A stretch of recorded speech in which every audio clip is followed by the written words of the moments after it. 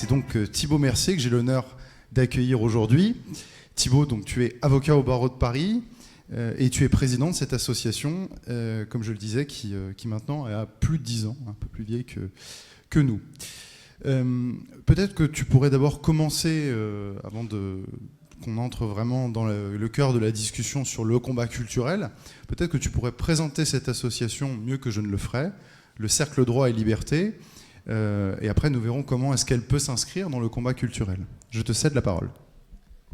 Merci Pierre, merci pour l'invitation, merci à la Cocarde pour cette invitation. Je suis ravi d'intervenir à nouveau devant les militants. Je suis ravi de voir qu'il y a une jeunesse qui passe son samedi à venir se former intellectuellement plutôt qu'à aller profiter de la vie. Le combat est nécessaire, plus que jamais. Et c'est vraiment un plaisir de voir que vous êtes là et que vous le menez. Je vois aussi que beaucoup de militants ont un courage physique important devant les facultés. Encore récemment, je l'ai vu, vous avez eu quelques ennuis. Je pense que c'est très important que vous continuiez à occuper le terrain. Nous, on occupe le terrain culturel, vous occupez le terrain universitaire et politique, c'est très important, chacun a son rôle. Donc voilà, déjà, je voulais vous féliciter de ce point de vue. Le Cercle Droit et Liberté, il est né il y a un peu plus de 10 ans maintenant, avec des étudiants en droit qui étaient avec moi, et on s'est rendu compte que l'université était de plus en plus un terrain de jeu occupé par la gauche. Même les universités de droit, qui étaient des universités normalement de droite, notamment Assas, diffusaient de plus en plus une sorte de juridiquement correct, refusaient d'aborder des questions qui fâchent, des questions de débat importants. Je pense notamment aux droits de l'homme. On nous rebat les oreilles avec les droits de l'homme sans vraiment comprendre ce que c'est. Et donc on en a eu assez avec René Boustany, qui est mon confrère et cofondateur du Cercle. On s'est dit qu'il fallait, nous aussi, occuper ce terrain, comme la gauche le fait si bien. Donc c'est un combat qui est plus intellectuel, et ça fait 10 ans qu'on le mène, on est 900 membres, on a organisé une centaine d'événements aussi bien dans les universités que dans le monde juridique en général, en dehors des facs. Le but, évidemment, c'est de toucher la minorité de juristes à l'université, et aussi de toucher les avocats, les notaires, les professeurs de droit, et de montrer aussi aux jeunes étudiants qu'ils peuvent penser différemment et que ce n'est pas mal de penser différemment, qu'au contraire, il y a des gens comme eux qui pensent comme ça et qui agissent. Donc c'était vraiment tout l'intérêt du Cercle Droit et Liberté. Maintenant, on fait aussi de la prise de position dans les médias, des recours juridiques contre les mesures abusives de l'exécutif notamment. Donc, on a fait pas mal de choses pendant le Covid, vous l'avez peut-être vu. En tout cas, voilà, c'est un combat qui est majoritairement juridique, métapolitique, et on a choisi notre combat, on a choisi notre champ de bataille, c'est celui du droit. Merci pour ce propos introductif, cher Thibaut. On va entrer tout de suite dans le vif du sujet. Je l'ai dit, tu l'as dit d'ailleurs, l'association Cercle Droit et Liberté, ce sont des juristes, ce sont des avocats, et vous avez fondé cette association, vous étiez encore étudiant en droit, et donc le combat se mène aussi dans l'université. Tu es bien tombé, puisqu'ici, effectivement, c'est un combat qui se mène avant tout à l'université. Et ma première question, justement, c'est, au fond, est-ce qu'il y a un espoir à l'université pour mener le combat culturel ? C'est-à-dire que on voit quand même que, et on l'a vu, je pense notamment aux conférences que devait donner Florence Blairou-Barclair, par exemple, qui a été annulée, ou d'autres conférenciers, qui même parfois sont pas si politiquement incorrects que ça. Je pense par exemple à la veuve Badinter, qui devait aussi donner une conférence il y a quelques mois déjà. On voit qu'il y a une censure qui est de plus en plus importante à l'université. Ma question, elle est double au fond. À quoi est-elle due ? Et est-il pertinent, et est-ce qu'il y a vraiment une chance de l'emporter ? Est-ce que ça bouge ? Est-ce que ça peut bouger à l'université ? Et dans un secteur que tu connais bien, l'université de droit, bien sûr. Je ne vais certainement pas vous dire qu'il n'y a pas d'espoir à l'université, alors que vous êtes tous ici des militants actifs. C'est pas parce qu'il y a des conférences qui sont interdites par une certaine gauche qu'il n'y en a pas d'autres qui peuvent se tenir. C'est pas parce que la gauche essaye de faire preuve de censure à notre égard qu'il faut arrêter le combat. Le combat, on le mène aussi pour la beauté du geste. Hein. Donc le mieux, c'est quand même de gagner. Il faut avoir en tête qu'on veut gagner. Mais même si on prend quelques tartes, on a quelques échecs, ça ne doit pas nous empêcher d'avancer. Donc il faut nécessairement garder espoir. C'est un travail de fond. Il faut labourer le terrain, ça prend énormément de temps. Je pense, alors le Cercle Droit et Liberté, on l'a notamment fondé en s'inspirant d'une association américaine qui s'appelle la Federalist Society, qui a mis à peu près 20 ans avant de faire en sorte, d'arriver à faire que leurs idées prennent le pouvoir. Et qu'est-ce qu'ils se sont dit? Ils se sont dit qu'il fallait intégrer les universités, organiser des débats et labourer le terrain auprès des jeunes étudiants. Et ça a mis près de 20 ans pour que ça marche. Donc c'est pas parce que là vous êtes à 10 ans, il nous reste 10 ans encore, peut-être que ça va marcher. Et d'ailleurs, on voit bien qu'il y a quand même aussi, alors les États-Unis, c'est pas la panacée, mais il y a un mouvement anti-woke qui se développe là-bas et qui va nécessairement infuser un petit peu en France. Donc les débats qui sont actuellement interdits, peut-être seront autorisés demain. Et puis il faut continuer à essayer de les organiser, ces événements interdits, puisque au moins ça prouve qu'en face, ils ne supportent pas nos idées. Alors effectivement, donc il y a un combat qui se mène dans les universités. Je dirais qu'il y a un combat, pour prolonger ce que tu dis, qui se mène à plusieurs niveaux. Il y a un combat qui se mène au niveau simplement des étudiants, hein, qui est tout simplement ce que vous faites, c'est-à-dire d'occuper le terrain, et un combat qui se mène au niveau des idées, puisque l'université a encore cette prétention d'être celle qui va enfanter vraiment toute la matière intellectuelle, et qui a encore une certaine autorité.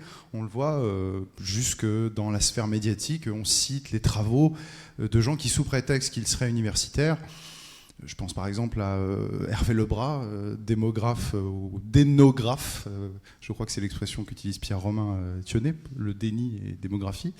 On voit qu'il conserve quand même malgré tout un certain magistère. Et c'est vrai que mener le combat à ce niveau-là, c'est pas évident, mais je crois savoir qu'il y a quelques brèches, et en particulier dans le droit, et on l'a vu, je pense notamment au dernier dossier d'éléments que tu as coordonné, que je vous invite tous à vous procurer. Hein. C'est un dossier dans lequel d'ailleurs j'ai moi-même collaboré, consacré à l'état de droit. Et il se trouve qu'il y a certains grands noms qui ont un petit peu ébréché. Alors, pour ma part, il ne s'agit pas d'être contre ou pour l'état de droit, je pense que c'est simplement une fiction, mais qui sont allés dans un sens qui est opposé à la doxa. Et je vais le dire tout de suite, hein, à des noms assez importants. Un qui était mon professeur à Paris 1, c'était Bertrand Mathieu. À Paris 1, pas à Paris 2. Et encore que Paris 2, semble-t-il, c'est plus vraiment ce qu'on s'imagine, une fac très à droite.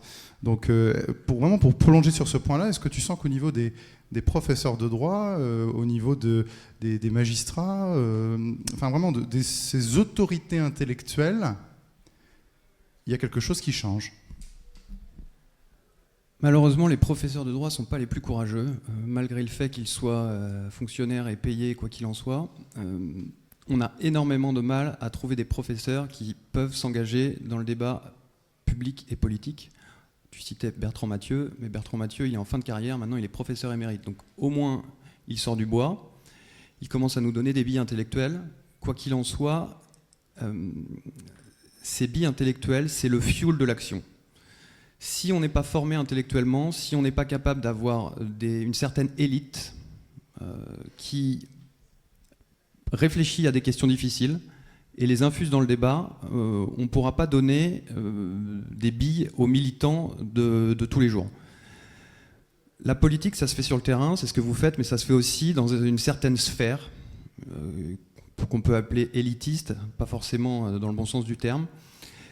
Ces élites, ce n'est pas les plus courageuses. Loin de là.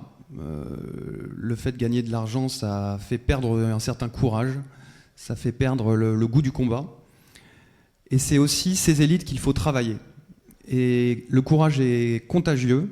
Et si on arrive à avoir une ou deux personnes dans ces milieux qui commencent à diffuser des idées difficiles, peut-être que ça va changer. Et c'est pour ça que les professeurs ont leur rôle à jouer. Donc il y en a quelques-uns quand même qui osent prendre position. Et c'est ce qu'on essaye aussi de faire au Cercle Droit et Liberté, c'est de donner des billes intellectuelles à nos militants. Je citais les droits de l'homme tout à l'heure. On vous dit à la fac que les droits de l'homme c'est la panacée, c'est génial. Ce qu'on ne se rend pas compte, c'est que par exemple les droits de l'homme, c'est le droit de se vêtir et la liberté religieuse. Mais quand on prend ça au niveau individuel, on a une certaine religion en France, l'islam pour ne pas la nommer, qui utilise les droits de l'homme en disant moi j'ai le droit de me vêtir comme je veux, j'ai le droit de vivre ma religion comme je veux. Donc en fait, c'est le port du voile dans l'espace public, c'est le prosélytisme, les prières de rue, tout ça. Et donc en fait, si on n'est pas capable de comprendre que les droits de l'homme, c'est l'individualisme forcené contre la communauté, notamment la communauté française, on ne pourra pas arriver à défendre nos idées. Et c'est pour ça que les professeurs de droit et aussi les avocats et les étudiants ont leur rôle à jouer là-dedans, pour faire comprendre aux jeunes étudiants que ce qu'ils vont entendre tous les jours dans la bouche de leur professeur de droit qui se cache derrière une fausse neutralité, c'est en fait un discours politique. Et c'est ce qu'on a montré dans le dossier qui s'appelle le coup d'état des juges, qui est le dossier qu'on a monté avec François Bousquet, dans lequel Pierre est intervenu.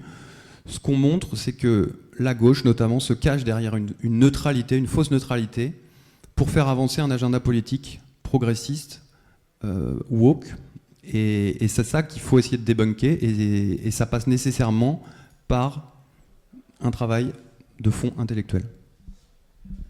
Alors merci Thibaut, il y a beaucoup de choses, j'ai entendu beaucoup de choses et il y a beaucoup d'arrière-pensées dans ce que tu as dit, et je ne saurais que trop me reconnaître dans la culture politique et juridique qui est la tienne. Tu parlais des droits de l'homme, tu parlais de l'état de droit. Ces concepts qu'on présente comme étant des concepts neutres, en réalité, ont une substance politique. Et ça, effectivement, c'est toute la supercherie, malheureusement, appuyée par une doxa universitaire, qui fait qu'en fait, aujourd'hui, on ne peut pas débattre de ces sujets. Débattre des droits de l'homme, c'est un peu comme, si vous voulez, voilà, débattre débattre de quelque chose dont il n'est pas possible. Je n'ai même pas de comparaison à avancer ici. Or, ce que l'on voit, on l'a vu notamment dans le dossier effectivement que tu as piloté, c'est que sur des notions importantes comme droits de l'homme, comme état de droit, ce sont des substrats politiques et pas simplement un pur élément juridique. Je prends l'exemple clé, c'est l'état de droit. Je suis beaucoup intervenu même sur cette notion-là. Moi, vous voyez, par exemple, je m'exprime parfois dans le débat public sur ce sujet-là, ou quand je fais des entretiens plus longs, par exemple pour Frontières, j'en ai fait un récemment. Et en fait, ce que je me rends compte, c'est qu'on ne peut pas, alors un peu plus maintenant, mais on ne peut pas tenir certaines positions, certains discours sans être caricaturé. On ne peut pas dire, moi, par exemple, je ne suis pas contre l'état de droit, je suis ni pour ni contre. Ma position, c'est de dire que ça n'existe pas. Au sens juridique, l'état de droit, c'est un état qui est simplement limité par le droit. Oui, c'est très bien, mais est-ce que c'est vraiment ce à quoi nous avons assisté ces dernières décennies ? Est-ce que l'état de droit a vraiment été opérant au moment de la crise sanitaire, au moment des mesures qui ont été prises lors du Covid ? Est-ce que l'état de droit, à certains moments, justement, ne s'efface pas ? Typiquement, comme on le voit, sur certains impératifs d'ordre public ou certains impératifs qui ont attrait à la guerre, tout simplement. Et donc, le fait de discuter de ça, de discuter de ces notions, ça doit être permis parce qu'en fait, c'est ça ce qui permet le débat. On a l'impression qu'à l'université, certains ici sont bien placés pour en parler, le débat est de moins en moins possible. Alors, au fond, est-ce que la solution, c'est pas ce que tu dis ? On va rester sur l'angle juridique, mais il n'y a pas que des juristes dans la salle, c'est pour ça que je fais un peu des allers-retours, mais quand même, est-ce qu'on peut arriver à... Est-ce qu'au fond, l'idée, c'est pas d'arriver à identifier des catégories qui sont présentées comme des catégories supposément neutres et bonnes, ce qui est déjà un indice énorme. Tu as parlé des droits de l'homme, j'ai parlé de l'état de droit, pour les démonter derrière et amener le débat, parce qu'au fond, c'est un débat politique. Est-ce que finalement, la solution, c'est pas ça, c'est d'arriver à démontrer que ce qu'on nous présente comme étant strictement juridique, par exemple les décisions du Conseil constitutionnel, c'est purement de la politique.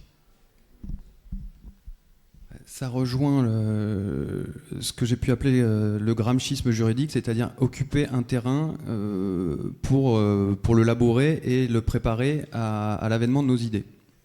On pense que le droit, c'est quelque chose de neutre et qu'on ne peut pas le labourer. Au contraire, il faut le maîtriser. Il faut comprendre que c'est un champ de bataille idéologique que la gauche maîtrise totalement.